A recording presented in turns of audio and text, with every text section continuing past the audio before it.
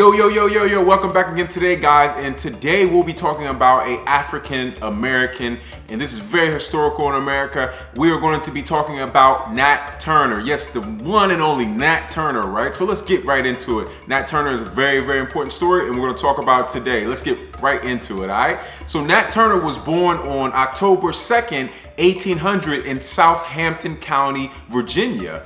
Nat Turner stamped his name in history by leading a historical slave revolt in America during the slavery time period.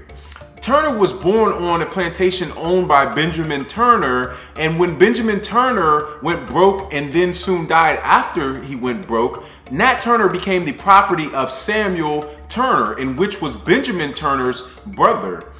Before being sold, Benjamin Turner, the slave owner, taught Nat Turner to read and write, and he also spoke other languages outside of English. We must note that Turner was very intellectual and knew more than the average slave did at the time. Now, Nat Turner's mother was named Nancy, and his father was believed to have escaped from slavery some time before. During Nat Turner's childhood, he was thought to have very special talents, and this was due to him describing things that happened before he was born.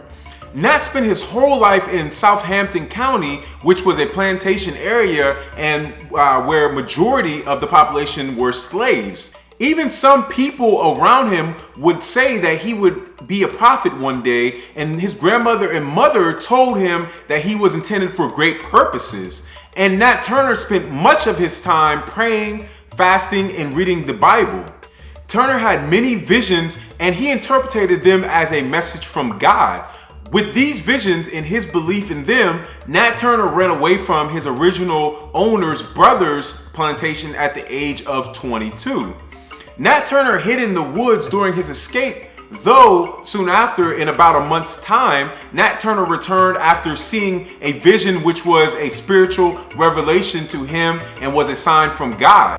With Samuel Turner's death, Nat Turner became the slave of Thomas More and then the property of his widow. When she married John Travis, Nat Turner went to work on Travis's lands.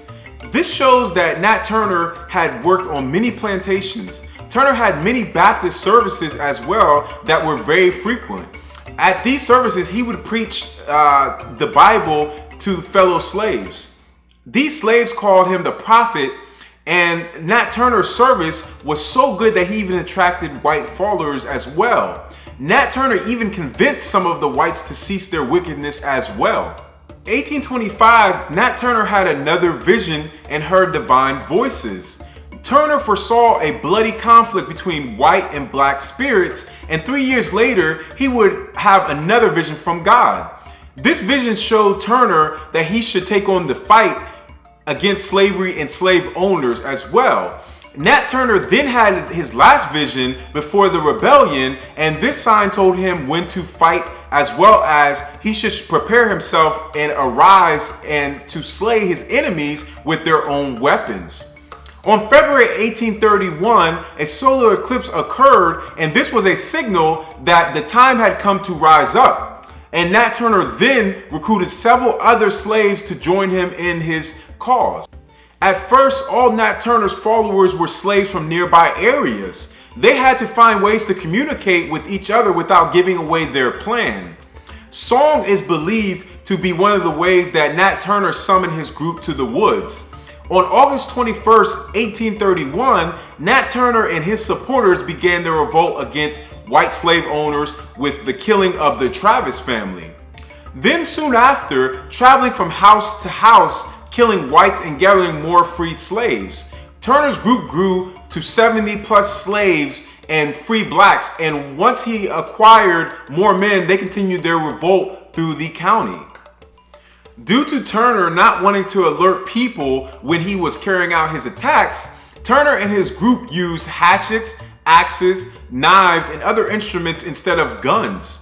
It must be noted too that Nat Turner did spare a few homes that housed poor white people and who thought no better of themselves than they did Negroes. Turner also thought that the violence would awake white people to the reality of slavery, And Turner also stated he wanted to spread terror and alarm among white people. While strategically moving through the county, Nat Turner and his men secured horses, arms, and supplies from those they had killed. Now, during Nat Turner's rebellion, between 50 to 60 white women, men, and children died. Initially, Turner had planned to reach the county seat of Jerusalem and take over the armory there, but he and his men were stopped by a group of armed white men at a plantation near Jerusalem. And the conflict soon dissolved into chaos after 2 days, and Turner himself fled into the woods. After the rebellion, a reward notice described Turner as this: 5 feet 6 or 8 inches high, weighs between 150 and 160 pounds, rather bright complexion, but not a mulatto, broad shoulders, large flat nose, large eyes, broad flat feet, walks brisk and active, hair on top of the head very thin, no beard except on the upper lip and top of the chin, a scar on one of his temples, also one on the back of his neck. While Nat Turner stayed in the woods for some time, white mobs sought out revenge on blacks in the county. Between 100 to 200 African Americans were killed by the mobs. Nat Turner was discovered on October 30th by a farmer named Benjamin Phipps. Benjamin Phipps found Turner hiding in a hole covered with fence rails. Turner was soon after represented by lawyer Thomas R. Gray, who wrote Turner's confession. Turner pled not guilty during his trial, believing that his rebellion was the work of God. Now, soon after, he was sentenced by death by hanging, being skinned, as well as being beheaded as well. And this sentence was carried out on November 11th, 1831. Turner had no formal burial, and it is not known of what happened to his remains. They were either buried unmarked or used for scientific purposes. It is said that the skull passed through many hands and was last reported in a collection of planned civil rights museums in Gary, Indiana. Many from his group shared his same fate. 30 were convicted, 18 hanged, and 13 sold out of state, with very few acquitted. Soon after Turner's death, Thomas R. Gray published The Confessions of Nat Turner. This publish was made using the information gathered while Nat Turner was on his rebellion, and the other half was acquired by having conversations with Turner in the jailhouse before the trial. White mobs and militias would soon after kill blacks who had nothing to do with the rebellion at all. This revolutionary act put fear in Southerners' hearts, and Southern states enacted even harsher laws against slaves.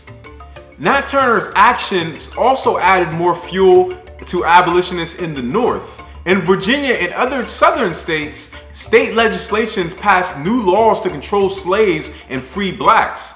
They prohibited education of slaves and free blacks, restricting rights of assembly for free blacks, withdrew their right to bear arms in some states, voting and requiring white ministers to be present at all black worship services as well. So today we learned about another African American, a historical African American that led a revolt, led a rebellion, was having signs from God, and he was a fellow slave that learned more than the average slave was allowed to learn. So today we learned about another black man, very prominent, very important figure in the history of the whole world, not just American history. And as always, until next time, be safe, always stick with each other and know your history. I'm out. Peace. One love.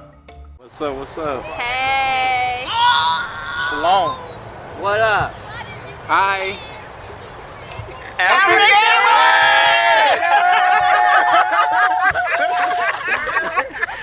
We